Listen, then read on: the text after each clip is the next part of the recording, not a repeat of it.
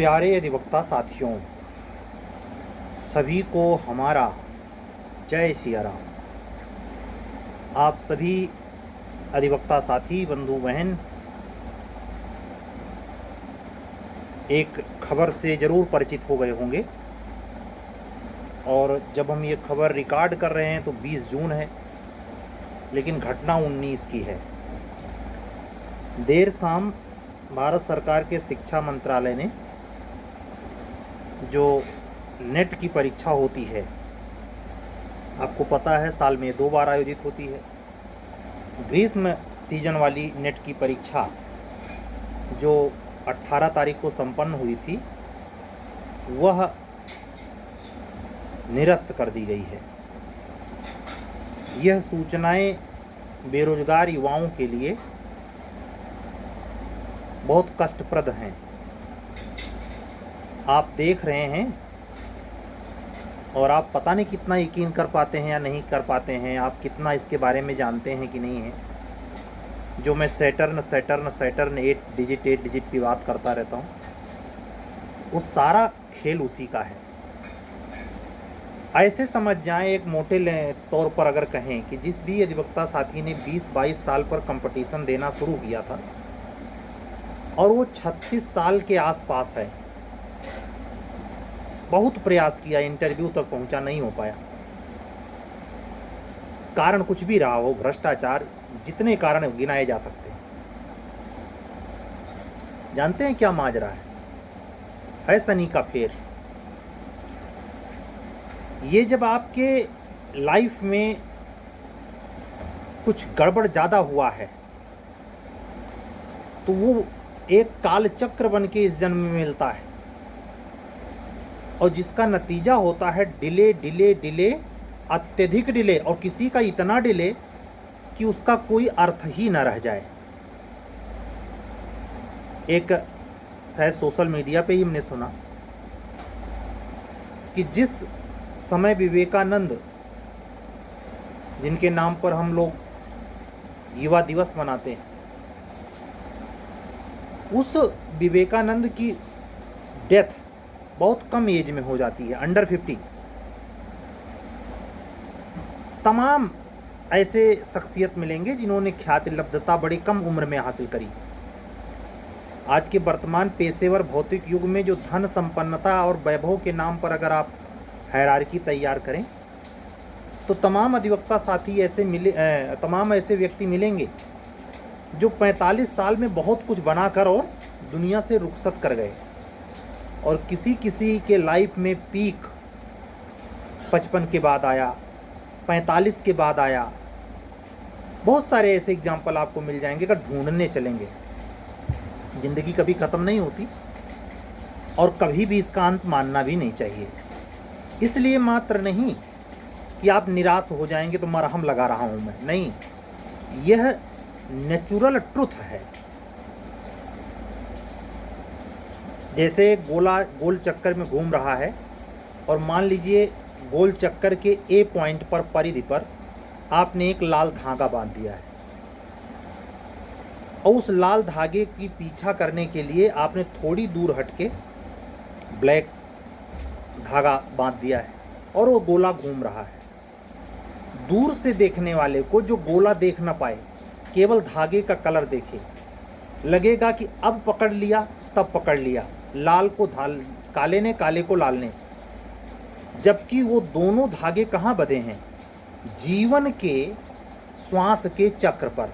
वो कभी एक दूसरे को पकड़ नहीं पाएंगे, पकड़ते हुए दिखाई दे रहे हैं, और काल गतिमान है। जितना जिसको जीवन में उम्र मिली है, जिसको जिस स्थिति परिस्थिति से यह शरीर त्याग देना है, उसी के बीच में आपका यह कैरियर है। तो अपने हाथ में नियंत्रण तो नहीं है, लेकिन जो एक बहुत सारे लोगों से आपने सुना होगा कि अगर एफेक्टेड है शनि तो बहुत ज़्यादा आपका डिले होगा, और ये बहुत ज़्यादा लोगों पर प्रभाव भी छोड़ता है, क्योंकि इसका जो मूल सोर्स है वो बहुत ज़्यादा नैतिकता मांगता है, बहुत ज़्यादा सत्यता मांगता है, जो आदमी में है नहीं। इसलिए इस लाइफ में भी आदमी चालाकी से, धूर्तता से, विवशता से, परिस्थिति बस ऐसे कुकृत्य करता जाता है कि अगले जन्म में और डिले का कारण बन जाता है, और वो संख्या बढ़ती जाती। आप कह सकते हैं सबका शनि डिले, हाँ बिल्कुल, क्योंकि अनुशासन परक जिंदगी बहुत कम लोग जी पाते हैं, गलतियां होती ही हैं। और भाव के आधार पर अगर कहीं परीक्षण हो गया कि आपके भीतर क्या चलता है, तब तो पूरा ध्वंसावशेष न बचेगा। तो ये जो काल चक्र चल रहा है पूरे 2024 लगते ही, उसके पहले 23 में आपने देखा यूपी जुडिशरी फाइनल हुई, उसके पहले एपीओ फाइनल हो गई, तेजी से हुई। लेकिन जैसे 24 आया, जैसे लगता है कि सब कुछ, यहाँ तक कि उसका असर ये भी आप देखिए, बीजेपी 303 से घटकर किस पे आ गई, इतना रगड़ का प्रभाव पड़ा है, क्योंकि मॉरल वैल्यू का इस्तेमाल बीजेपी बिल्कुल नहीं कर रही थी। तोड़ जोड़ के सरकार बना लेना, किसी को भी गलत व्यक्ति को अपने पार्टी में ऊंचा स्थान देना, उसका सबको दंड मिला उसे। राम का जो भगवान राम के प्रति आस्था है उसका ठेकेदारी करना, विकास परक मुद्दों को छोड़कर धार्मिक और आस्था प्रधान मुद्दों को तरजीह देना, देश को ध्रुवीकरण के नाम पर हिंदू मुस्लिम के रेंज में कसने की कोशिश करना, ये सब मानवता विहीन पहलुओं के लिए एक विशेष वर्ग को उलाहने देना, गालियां बकना, व्यंग बाण चलाना, ये किसी भी कीमत पर शनि माफ नहीं करेगा। हुआ वही, सुचिता नहीं है वो, लाल बहादुर शास्त्री हर कोई नहीं हो जाएगा। अगर दूसरा व्यक्ति कोई लाल बहादुर शास्त्री की बात कहने को है तो श्री अटल, स्वर्गीय श्रद्धेय श्री अटल बिहारी वाजपेयी साहब, पीएम देश के, बहुत उदार मना। मैं नहीं लगता कि अगर उनका जीवन काल बचता तो लाल कृष्ण आडवाणी देश के प्रधानमंत्री न बनते। लेकिन जितने चतुराई के तहत हर दिग्गज नेता को साइड किया गया और एक विशेष माइंड से देश चलाने की कोशिश की गई, उस माइंड पर चोट नहीं। असल में आपको लग सकता है कि दलितों का वोट इधर चला गया, उधर चला गया, ये हो गया, वो हो गया। असल में पीछे से शनि भगवान ने डंडा पटका है। वही शनि भगवान जिनके दूत हैं काल भैरव। काल भैरव जब शनि भगवान को पॉजिटिव काम करवाना होता है तो राहु और केतु की मदद लेते हैं। अगर ध्वंस करवाना है तो पूरी बनी बनाई दुनिया, बना बनाया एम्पायर एक ही मिनट में किंगफिशर एयरलाइंस विजय माल्या की तरह ख़त्म कर देते हैं। शेयर मार्केट में अरबों खरबों कमाने वाले मिट्टी पलीद हो जाते हैं। आपकी ये परीक्षा है और आपका रेंज एक सामर्थ्यपूर्ण मिडिल क्लास फैमिली। आप देखें ऐसे समाज के अगर नज़दीक रहते हों या आपके पास पड़ोसी या रिश्तेदार ऐसे हों जो कंपटीशन में है ही नहीं, उनका निजी क्षेत्र से मतलब है। लड़का बीटेक एमटेक करके निजी क्षेत्र की कंपनी की बिल ओर भागा जा रहा है, वो जनबे नहीं करता आईएएस पीसीएस क्या है, उसके घर में चर्चे नहीं होती। उनके घर में भी सारी सुख सुविधाएं हैं जो आप पाना चाहते हैं। ये पद पाकर जो भौकाल इलाहाबाद और पूर्वांचल में दिखाई पड़ता है पद प्रतिष्ठा का, वो और कहीं पूरे वर्ल्ड में नहीं मिलता। ये सिर्फ ये जो ऐसा क्यों है, गंगा यमुना का दो आब है। बैठे बिठाए खेती से पैदा हुई सामग्री जीने खाने भर के लिए पर्याप्त मिल जाती है, और जब मिल जाती है तो संघर्ष नहीं विलासिता आ जाती है। तो जो एकदम लो ग्रेड यानी शनि रिलेटेड जो लेबर वर्ग है, श्रमिक वर्ग, ये भी काम नहीं करना चाहता। आप किसी को लेबर वर्ग बना के देखिए, अपने घर में दाई कर लीजिए, बर्तन मांजने वाली कर लीजिए, देखिए तमाशा। बिल्कुल ना करके पैसा कमाना चाहती है।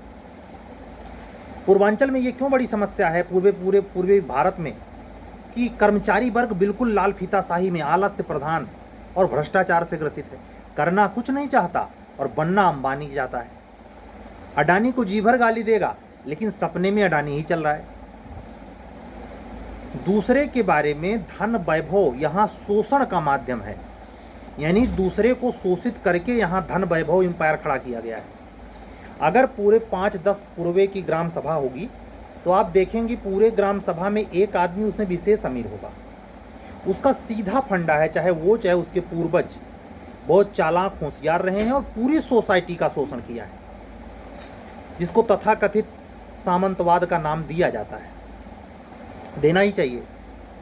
ये समान रूप से भिखमंगों को जो राशन योजना जो चल रही है, जो आदमी में आलस या अकर्मण्यता पैदा करती है, इससे सरकार को विशेष रुचि नहीं है। वो आज चाहकर भी उस योजना को पीछे नहीं खींच पा रही है। क्यों? बहुत नज़दीक है बिहार में इलेक्शन, और बहुत ज़्यादा 27 भी नहीं बचा है, 24 बीतने को। तो ये डैमेज कंट्रोल जो करने की कोशिश है, उसका इतना प्रभाव है, मुझे नहीं लगता कि 24 रहते, यानी दिसंबर तक ये स्थिति में बहुत बदलाव आने वाला है।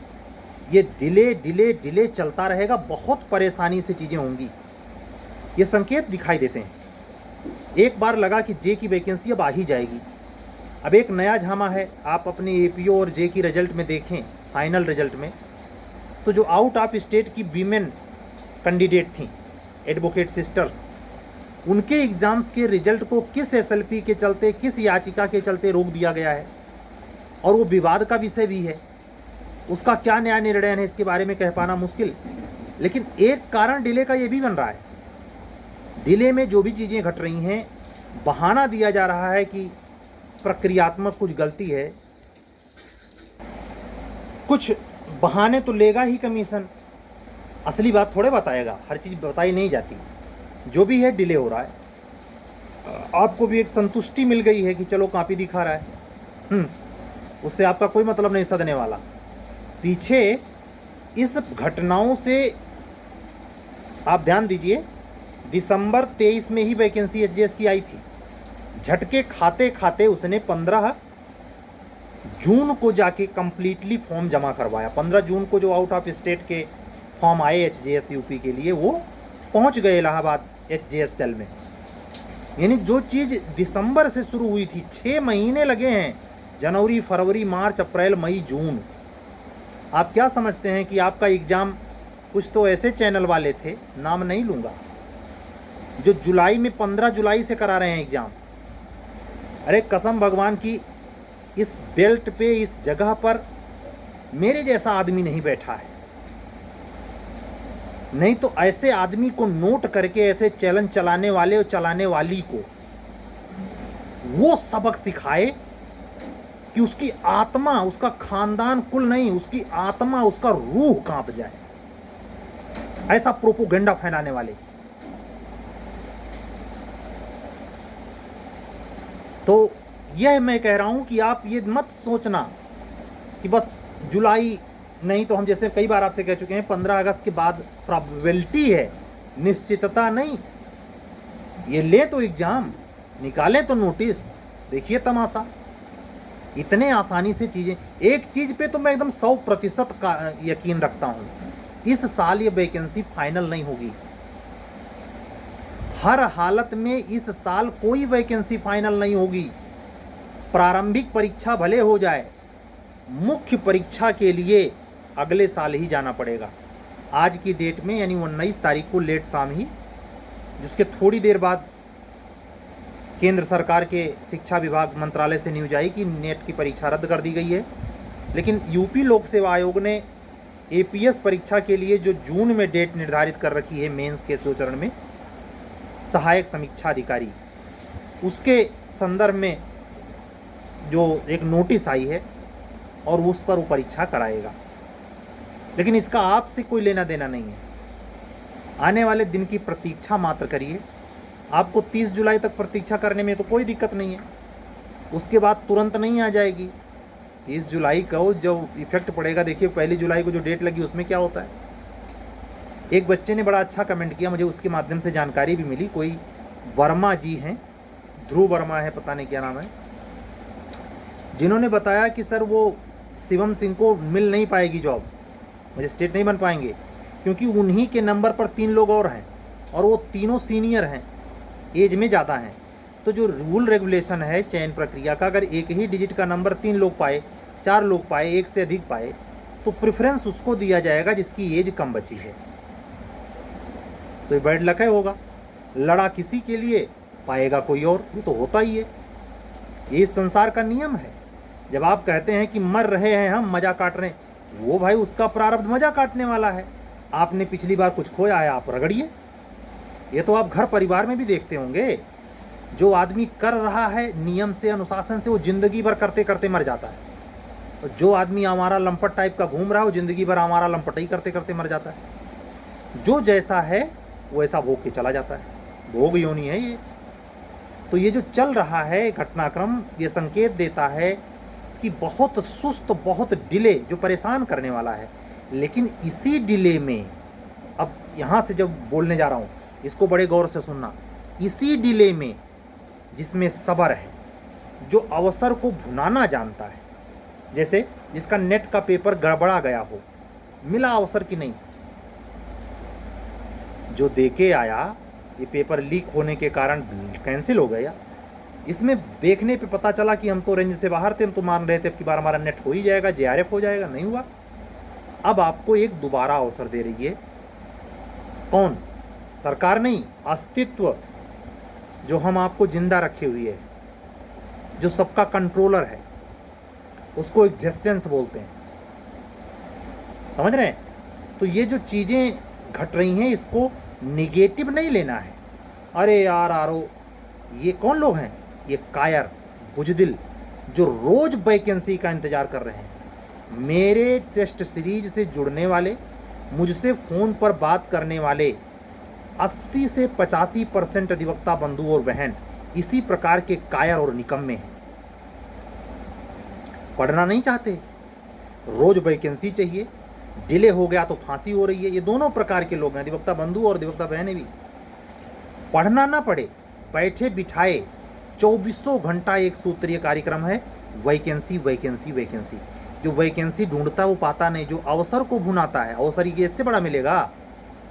आरओ का एग्जाम आपका प्री का एकदम लास्ट में कर दिया, कितना समय चाहिए उसको पढ़ने के लिए, कितना भारी सिलेबस है उसका, नहीं पढ़ते, नहीं मन लगता।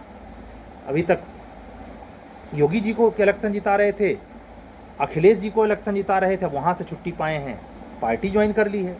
अब तो दिसंबर नवंबर में होगा, क्या दिक्कत है? चलो चद्दर तान के सो लेते हैं, सोइए। तो ये लाइफ है, लाइफ में अपने से विपरीत जा रही है, और जहाँ तो सामूहिक रूप से विपरीत जाती है तो भी वो आलस्य का कारण बनती है। ये जैसे एक मुझे याद है 2006 में एक बच्चे ने कमेंट किया, उसका आईएएस का जनरल कैटेगरी का व्यक्ति था, चौथा चांस दे के आया आईएएस का प्री, कभी हुआ नहीं, लेकिन दे के आया तो उसने एक कमेंट किया, इस जन्म में आईएएस से छुट्टी। आप यकीन माने वो प्री निकाल कभी नहीं पाया, लेकिन उसको लेके इतना तनावग्रस्त था कि जब वो प्री का चांस चारों खत्म हो गया, उस जमाने में 4 हुआ करता था चांस जनरल के लिए, तो उसके मुंह से कितना बड़ा व्यंग निकल रहा है, इस जन्म में आईएएस से मुक्ति। तो इस धारणा के साथ अगर आप कंपटीशन में हैं, यानी जोर जबरदस्ती करके आपके बाप की प्रतिष्ठा आपको बनाने के लिए भेज दिया गया है कि हमारे गांव में फलाने का लड़का ऐसे पहुंच गया है, तुम भी जाओ इलाहाबाद, तुम भी जाओ मुखर्जी नगर, तुम भी जाओ कोटा, तुम भी जाओ जयपुर। तो ये कहने का अर्थ ये है कि आप स्वतंत्र स्वहृदयी नहीं आए, आप किसी के कहने पर दबाव में आए। तो जो दबाव में आए तो तनावग्रस्त होंगे, और तनावग्रस्त व्यक्ति कभी भी सहज भाव से पढ़ाई नहीं करता, वो हमेशा दबाव में पढ़ाई करता है, और हर बार की कैंसिल परीक्षा उसे उसके तनाव को और बढ़ा देती है, क्योंकि उसका सुओ मोटू स्वतः स्फूर्त मन, हृदय, दिमाग नहीं काम कर रहा होता। वो हमेशा इस बात की चिंता में परेशान होता है कि अगर अब की बार का रिजल्ट निगेटिव गया तो मैं अपने पिताजी से क्या बोलूँगा। उसे अपने सह अस्तित्व, अपने सह गुण धर्म का पता नहीं, लेकिन पिताजी की प्रतिष्ठा में मरे जाता है, और पिताजी उसे मरवाते भी हैं। ये परिवार में बहुत सारे लोगों में, लड़कियों में, अधिवक्ता बहनों में देखने को मिल रहा है। वो कोई प्रूफ करने आ गई हैं, ना आगा पता, ना पीछा पता, ना दाएं पता, ना बाएं पता, ये पकड़ ली है कोई कोचिंग, कुल का गौरव बढ़ाने आ गई। अरे कुल का गौरव ऐसे नहीं बढ़ता, आप पहले ये तय कीजिए क्या आपके अंदर उसमें इंटरेस्ट है, आपका मन लगता भी है, या आप भार बसीभूत होकर वो सब चीज़ें कर रहे। अगर भार के बसीभूत होकर के कर रहे तो आपके फेवर में कभी रिजल्ट नहीं आएगा, हमेशा स्ट्रेस आपका परीक्षा परिणाम बिगाड़ देगा। व्यक्तिगत तौर पर ये व्यक्ति पकड़ नहीं पाता कि उसका स्व क्या है, उसका निज गुण धर्म क्या है, वो खिलाड़ी है, वो कंपटीटर है, वो जज बनने वाली क्वालिटी रखता है, वकालत वाली रखता है, ये तय नहीं कर पाता आदमी। और जब तय नहीं कर पाता तो ऐसे ही अंधकार में तीर मारता है। समय गुजरता जाता है, एज निकलती जाती है, और इस सब के पीछे जो ग्रह विशेष भूमिका निभाता है वो शनि पनिश करता है आपको। जो पिछली बार आपने लापरवाही करी वो इस बार, और जो इस बार आप उसके पनिश करने के बावजूद भी नहीं सुधर रहे तो अगली बार। वो तो कहते ही हैं कि जो मेरे में अश्रद्धा रखता है, मेरे में मतलब अपने निज गुण धर्म में, और अपने निज गुण धर्म का मतलब आपका स्वभाव क्या है। गायक हैं तो गाने को इतने तल्लीनता से गाएं कि परमात्मा प्रकट हो जाए। नृत्य करना शौक है, नृत्य इतना अस्तित्व के एकाकार अवस्था पर करें कि वो प्रकट हो जाए। कहने का अर्थ है, अगर आपके डेडिकेशन में, माइंड सेट में कंपटीटर की क्वालिटी है तो आपको ये समय समय नहीं हीरा जवाहरात लगेगा। नहीं तो सोशल मीडिया है, ये है, टाइम पास होएगा खिचड़ी खा के, क्या दिक्कत है, आराम से चलेगा। तो ये जो घटनाएं घट रही हैं, मैं अपने सभी अधिवक्ता साथियों, बंधुओं और बहनों से विनम्र अपील करूंगा, इसको अवसर में तब्दील करिए। कल मैंने क्या कहा, इस अवसर को प्लेटिनम जुबिली मनाइए, हीरे से बेहतर धातु की तरफ अपनी कीमत को बढ़ा लीजिए। यह अवसर है कि आप जहां बिल्कुल बाहर थे, अगर इस समय को भुनाएं और बगैर दिखावे के एक शेड्यूल में, एक विषय सूची के अंतर्गत इस परीक्षा की तैयारी को करें तो अचीवमेंट आपके हाथ में होगा। तनाव रहित होकर, तनावग्रस्त होकर नहीं बना बनाया काम बिगड़ेगा। तनाव बहुत ज़्यादा प्रेशर में चीज़ें निश्चित आपके कंट्रोल के बाहर, नहीं कर सकते नियंत्रण। नियंत्रण के लिए ज़रूरी है सहज भाव, और सहज भाव आता कब है? जो कल वाली वीडियो में मैंने निर्विकार तत्व पे बोला था कि आप निर्विकार आत्मा हो, तो आपको किसी भी चीज़ पर लोड लेने की जहमत उठानी नहीं पड़ेगी, क्योंकि आपका जो एग्जिस्टेंस है शरीर का, वो उस अस्तित्व के एग्जिस्टेंस को मैच करेगा। और जब मैच करेगा तो होगा वही जो राम रच रखा। काहे को चिंता करनी भाई। इसका अर्थ गलत लोग निकाल लेते हैं कि दयो दयो आलसी पुकारा। नहीं, आप जो भी कार्य करने के लिए बने हैं उसमें अपना 100% दें। पहचान की दिक्कत ये होती है, काफ़ी लोग तय नहीं कर पाते कि वो किस मूल स्वरूप के काबिल है। ये खुद डिसाइड करना आधे कंपटीशन को जीत लेने जैसा है। अगर आपने भीतर अपने तत्व को पहचाना और उसके अनुरूप आपने कोई लक्ष्य निर्धारित करके तैयारी करी, निश्चित सफलता मिल जाएगी, उसमें कोई बड़ी बात नहीं है। तो ये एक अप्रोच होना चाहिए ज़िंदगी जीने के लिए। और साथ साथ पैरेलल जो आपका कैरियर चल रहा है, जिसमें जाकर आप अर्थोपार्जन और जन सेवा, जन कल्याण की अभीप्सा, लालसा रखते हैं, उसको आप अंजाम तक तभी पहुंचा सकते हैं जब आपका नियंत्रण अपने स्व अस्तित्व के प्रति होशपूर्ण हो। बेहोशी में ये सब नहीं होता, सब फोकटबाजी चली जाती है। मैं कितनी बार कह चुका हूँ, आज फिर दोहरा देता हूँ। जूनियर डिवीज़न 2023 में जितनी अधिवक्ता बहनों का चयन हुआ है, अरे बाप रे बाप, माशाअल्लाह सुभान अल्लाह, इनका ईगो तो पता देखिए करिए। उसके पहले वाले बैच में भी यही हाल है। मतलब मायावती जी को सत्ता क्या मिली कि उन्होंने पूरा तांडव मचा दिया। तो ये जो क्वालिटी है अभिमान वाली, पद प्राप्त कर, ये आपके मूल व्यक्तित्व को ही नहीं नष्ट करती, आपके वर्ग के फेम को भी डिफेम में कन्वर्ट करती है। आप ऐसे छवि को मत बनाइए कि महाराष्ट्र में बैंकिंग सेवा में काम करने वाली अधिकतर महिलाएं महाराष्ट्र गवर्नमेंट की साख और पहचान है। आप जुडिशियल ऑफिसर हैं तो आप ये एहसास कराएं कि आप सबसे विनम्र, ममतामयी, सदासहता से युक्त और हर किसी के प्रति संवेदनशील हैं। आप ऐसे तोप जैसे न दिखें कि आप जब उस कुर्सी पे बैठें तो आपको प्राउड फील होने लगे, ओ हम तो अभी 22 साल की, 25 साल की, ये हमारे सामने 70 साल का बुढ़ा बेल मांग रहा है। अच्छा, तो अपने आप को तुरुप का इक्का न समझें, अपने आप को सबसे ऊपर ना समझ बैठें।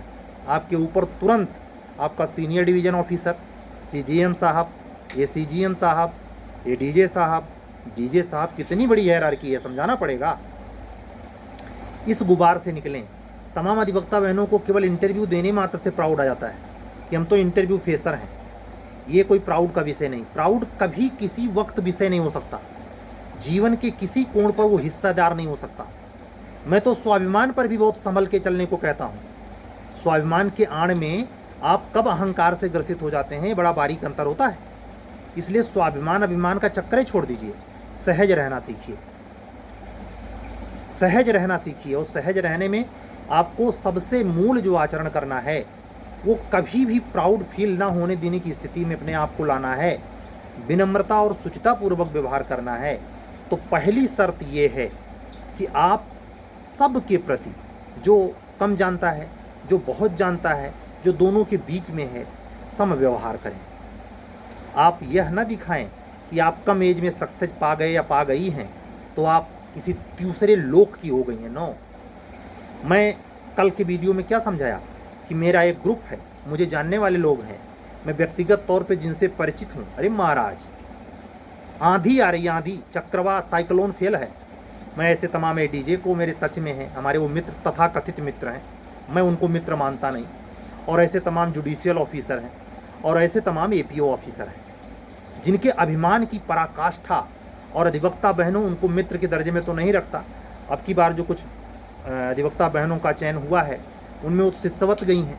लेकिन मैंने ये पाया है कि बगैर ट्रेनिंग में जाने के पहले अभिमान की पराकाष्ठा, कोचिंग वाले के सामने इंटरव्यू देने से लेके आज तक, इसमें घटोत्तरी नहीं हुई है।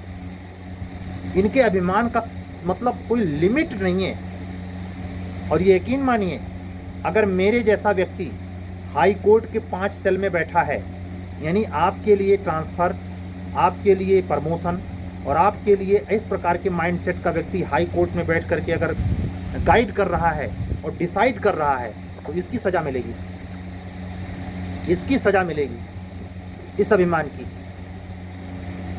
ये मॉनिटरिंग की व्यवस्था जो आपके केस के रिकॉर्ड से, जजमेंट के रिकॉर्ड के इतर आपके मॉरल वैल्यू को चेक किया जाता है।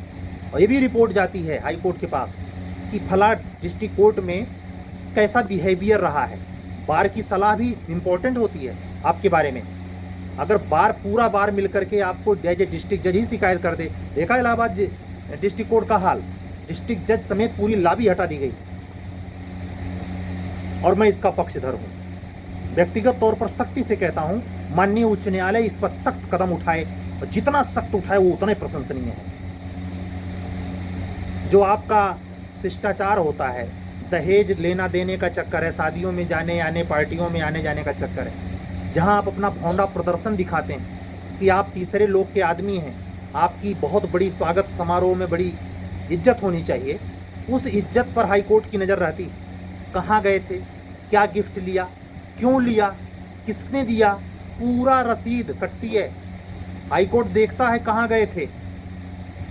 और अब तो उसको ये भी नहीं सर्च करना है, आपका मोबाइल नंबर, सरकार के पास गूगल का डाटा, कहाँ कहाँ गए थे, कितनी देर ठहरे थे, हाई कोर्ट को सब पता है। तो जो कल की कहते नहीं करकच्ची बोलते हैं, और आज आप बहुत अपने को वो समझ रहे हो, तो लक्ष्मण जी की कहावत परशुराम जी पर, लक्ष्मण जी की बात, यहाँ कोई कुम्हड़ बतिया को उनाई, जे तर्जनी देख मर जाही। जो बार बार आप फरसा उठा रहे हैं, यहाँ कोई कुम्हड़े की बतिया नहीं है जो उंगली दिखा देने से जल वो सुसक जाएगी, नष्ट हो जाएगी। लक्ष्मण शेषावतार हैं, भगवान के स्वरूप हैं, और उनके ऊपर भगवान का ही एक रूप परशुराम उनको धमकी दे रहा है, ये उद्दंड बालक, तू संभल जा, नहीं तेरा गर्दन अभी फरसे से अलग कर दूंगा। उस व्यक्ति पर उतने क्रोध में महर्षि पर भगवान राम का जो आचरण है वो सहज अवस्था है। हम आपको सहज अवस्था समझाने के लिए एग्जाम्पल, ये दृष्टांत दिया हमने। सहज अवस्था कैसे पाई जा सकती है कि उस रौद्र रूप में चाहें, सामर्थ्यशाली हैं भगवान, मैं धनुर्धारियों में राम हूं, लड़ जाते परशुराम से, लेकिन जो अंतर मन को समझे, विनम्र रहना जरूरी है, दिखावे के लिए नहीं, स्वभावतया, स्वतः, ये स्वतः स्फूर्त गुण है। अगर ये आप बहुत ज़्यादा कृत्रिमता लाएंगे कि आप बड़ी अच्छी लैंग्वेज, मतलब शुद्ध हिंदी बात करने या इंग्लिश लैंग्वेज में बात करने का स्टाइल पे लेंगे, तो वही होगा जो नहीं होना चाहिए। पकड़े जाएंगे आप। मैं व्यक्तिगत तौर पे ये कहता हूँ, सहज अध्यात्म के क्षेत्र में बड़ा भारी शब्द है, बड़ा गहरा अर्थ रखता हुआ शब्द है, लेकिन कंपटीशन के क्षेत्र में भी सहज हो रहना आपको बहुत भिन्न और उच्च स्तर पर ले जाके टिकाएगा। आपको कभी भी इंटरव्यू देने की बारी आएगी, वहाँ सहज रहना आपको एक नए स्टेटस को मेंटेन करवा देगा। आपकी छवि, आपका कैरेक्टर सर्टिफिकेट, आपका track record, duration period of job, APO, HJS, junior division, तीनों में से किसी जॉब में आपका ट्रैक रिकॉर्ड बहुत मायने रखता है। और अगर आप इसमें, मैं बार बार जो जोर डालता हूं कि मॉरल वैल्यू, सहज रहने का क्या अर्थ है, सहज रहने के कॉन्सेप्ट पे जाएंगे तो मॉरल वैल्यू है, उसी को तो डेवलप करने की बात है। तो होने दीजिए परीक्षाओं को निरस्त। ये तो नहीं कहा ना कि हमेशा के लिए निरस्त एग्जाम है, नहीं होगा। इसको लेके बहुत तूल देंगे तो आप ये परिचय दे रहे हैं किसका, अपनी असफलता का। आज ही से आप ढिढोरा पीट दे रहे हैं कि हम असफल होने वाले हैं। अगर आपको हर वक्त चिंता सताई जाती है कि कब वैकेंसी आएगी, अगर आपकी निगाह अर्जुन की तरह केवल चिड़िया की आंख अर्थात आपके सिलेबस पूरा करने पर नहीं है, तो आप दुर्योधन की तरह द्रोणाचार्य के द्वारा सुपात्र घोषित नहीं किए जाएंगे और आपको तीर चलाने का मौका नहीं दिया जाएगा। मतलब आप सफल नहीं हो पाएंगे, आपका नाम नहीं होगा एक निशानेबाज के तौर पे। अगर आप इस समय केवल और केवल अपने सिलेबस पर काम कर रहे कि अब लग रहा था नहीं पूरा हो पाएगा, अब तो मौका मिल गया है, अब तो आराम से पूरा हो जाएगा, अब इसका थोड़ा ठीक ठाक ढंग से नोट्स बना लेते हैं, इस पर और बेहतर कुछ करते हैं, लिखते हैं इस पर, भले सर ने बहुत दिन पहले दिया था, एक बार दोबारा लिखते हैं, मुझे कितना याद है। ये सब चीज़ों में आप रचे बचे बचेंगे तो आप देखिएगा जब भी परीक्षा होगी दिसंबर के बाद, नए साल में ही जाती है, क्यों नहीं जाए, आप सिलेक्शन पाएंगे।